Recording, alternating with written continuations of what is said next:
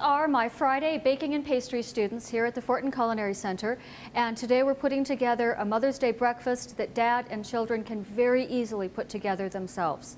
First, we have an asparagus Parmesan tart served on puff pastry.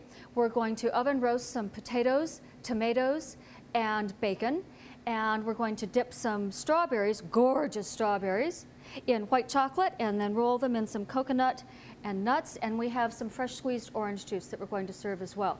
The first thing we need to get in the oven is the potatoes because they're going to take the longest time to cook. So let's go ahead, get our potatoes tossed with olive oil and some salt and pepper. Quantities don't matter, just enough to sort of coat the potatoes so that they don't dry out in the oven, waiting for the arrival of all that lovely bacon. So our potatoes will roast for 10 minutes. During that time, we'll go ahead and slice up our grape tomatoes. Our bacon is already diced. After 10 minutes, we'll add our bacon, roast it for 10 minutes more, then take it out, add our tomatoes, stir it all together, and at that time, our tarts will go in the oven as well. We're using grape tomatoes. We're slicing them in half because when we roast them in the oven, they release their juices so much better, and they'll caramelize beautifully and turn a gorgeous light golden brown. Everything is going to get garnished with fresh thyme because it's so springy and has such a bright flavor. All we do to chop up the thyme is just pull the leaves off the stems because the stems are really tough and woody, then chop the leaves up very finely.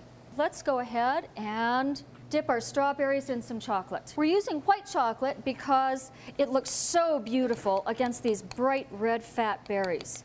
June, would you like to go ahead and dip the strawberries? We're using white chocolate. It's also known as almond bark. You can find it in grocery stores called almond bark. Just break it up into cubes or chop it up with a knife and melt it in 15-second increments in the microwave. Take it out and stir it after each 15 seconds and then give it 15 seconds more so that it melts without scorching. You can use anything you like to roll the strawberries in. We're using coconut and sugared walnuts that we diced up finely, but use anything you like. For our tart, we've used Pepperidge Farm puff pastry. We opened up the pastry, we took the pastry sheets out first of all and let them defrost at room temperature.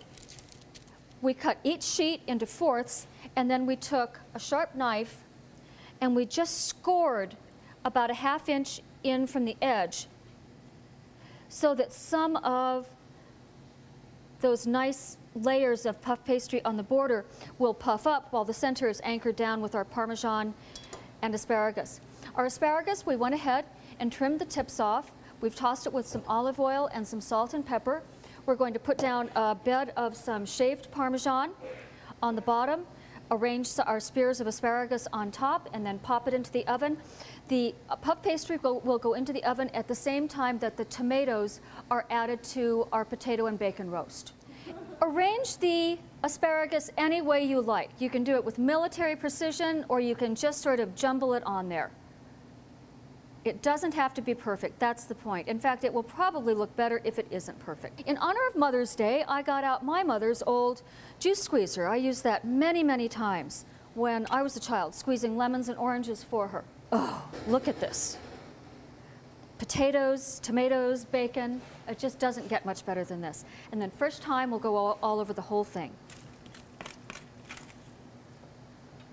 This isn't a heavy breakfast, but it's a beautiful breakfast. And as I said, we used brand new roasted fingerling potatoes that come in all different colors. Nice fresh thyme all over the plate.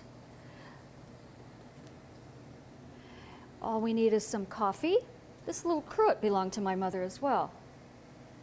She grew up on a farm in Michigan, and they had their own cows. And for breakfast, her mother would stew prunes and serve them with cream over the top. And I just can't think of anything that sounds much better than that.